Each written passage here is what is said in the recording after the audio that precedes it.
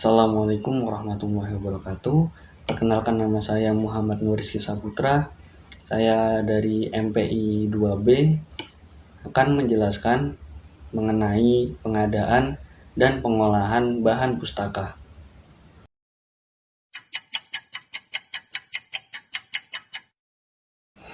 Pengadaan bahan pustaka merupakan suatu kegiatan yang dilakukan untuk menambah koleksi perpustakaan. Kegiatan pengadaan bahan pustaka disesuaikan juga dengan jenis, fungsi, tujuan, rencana, serta anggaran yang tersedia. Pengadaan bahan pustaka dilakukan oleh pustakawan ataupun staf pengajar yang bisa berhubungan langsung dengan pustakawan dalam memilih atau menentukan bahan pustaka yang akan diadakan. Terdapat berbagai cara untuk mengadakan bahan pustaka, seperti melalui pembelian, tukar-menukar, hadiah, dan produksi karya sendiri.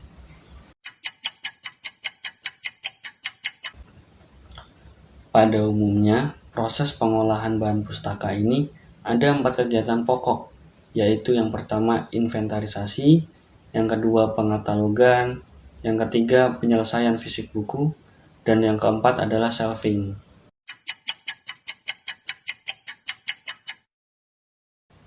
Inventarisasi merupakan kegiatan verifikasi dan pencatatan data bahan perpustakaan ke dalam sistem koleksi perpustakaan. Pencatatan ini merupakan bagian dari kegiatan manajemen aset perpustakaan, agar pengelola perpustakaan maupun orang yang berkepentingan dengan perpustakaan mengetahui jumlah koleksi yang dimiliki, asal-usul pemilikan, serta kepentingan lainnya yang dapat berhubungan dengan aspek tertib administrasi. Nah, beberapa kegiatan atau pekerjaan dalam inventarisasi adalah sebagai berikut. Yang pertama adalah pemeriksaan. Pemeriksaan bahan perpustakaan dapat dimulai dari memeriksa kondisi bentuk fisiknya.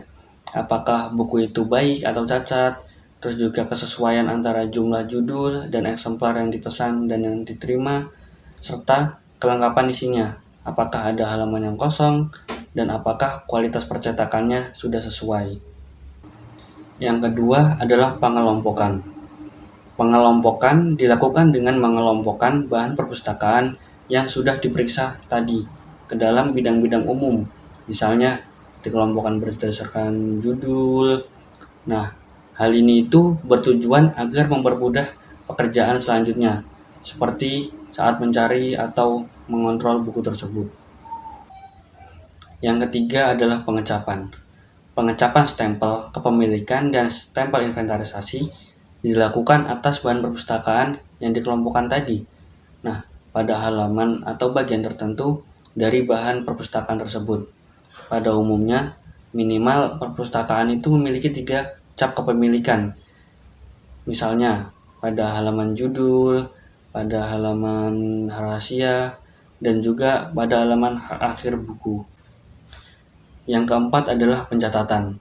Semua bahan perpustakaan yang masuk ke perpustakaan atau yang telah diputuskan menjadi milik perpustakaan harus dicatat pada buku, baik itu buku induk atau langsung dicatat di laptop di komputer. Pencatatan ini dapat dipisahkan menurut jenis bahan informasinya. Sebagai contoh, inventaris buku paket, buku fiksi atau non-fiksi, majalah, dan sebagainya. Informasi pada bahan perpustakaan yang harus dicatat pada buku induk atau komputer minimal terdiri dari nomor urut, tanggal pencatatan, nomor inventaris, asal bahan perpustakaan, pengarang, judul, dan keterangan tambahan. Pengatalogan terdiri dari 2 jenis. Yang pertama, pengatalogan subjektif, dan yang kedua, pengatalogan deskriptif. Yang pertama, pengatalogan subjek. Nah, pengatalogan subjek ini adalah penggolongan atau pengelompokan buku berdasarkan subjek atau isi bahan perpustakaan yang bersangkutan.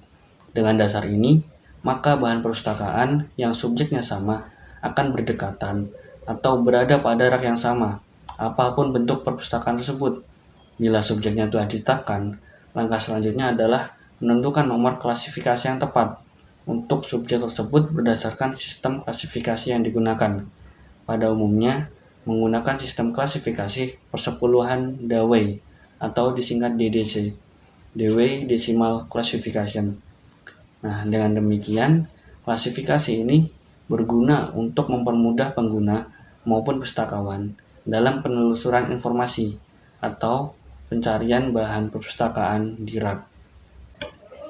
Yang kedua adalah pengatalogan deskriptif. Nah, pengatalogan deskriptif adalah proses pembuatan deskripsi bibliografi dengan menggunakan standar pengatalogan AACR2 atau Anglo-American Cataloging Rules to Second Edition atau RDA, Resource Description and Access. Nah, keduanya dapat digunakan di perpustakaan manapun, walaupun pada saat ini para pustakawan cenderung menggunakan RDA dengan alasan lebih fleksibel dan dapat digunakan untuk semua bahan perpustakaan. Keluaran dari tahapan pekerjaan ini adalah data bibliografi berupa kartu katalog atau OPAC, Online Public Access Catalog. Penyelesaian fisik buku. Tahapan kegiatan selanjutnya adalah membuat kartu kelengkapan buku. Nah, kartu tersebut terdiri dari label nomor panggil atau label punggung buku, terus kartu dan kantong buku, serta lembar tanggal kembali. Koleksi perpustakaan tidak dapat dipajang pada rak apabila tahapan kegiatan ini belum diselesaikan. Bagi perpustakaan yang sudah melakukan otomasi, pada umumnya sistem otomasi perpustakaan sudah menyiapkan fasilitas untuk cetak label, kantong, dan kartu buku. Shelving. Shelving adalah kegiatan penjajaran koleksi pada rak berdasarkan sistem tertentu. Kegiatan ini merupakan langkah terakhir dari proses pengolahan bahan perpustakaan. Tujuannya agar koleksi dapat ditemukan dengan mudah dan dapat dikenali oleh pengguna atau pustakawan. Nah, itulah materi yang dapat saya sampaikan mengenai pengadaan dan pengolahan bahan pustaka. Sekian dari saya, bila ada salah kata mohon dimaafkan. Billahi taufik wal hidayah. Wassalamualaikum warahmatullahi wabarakatuh.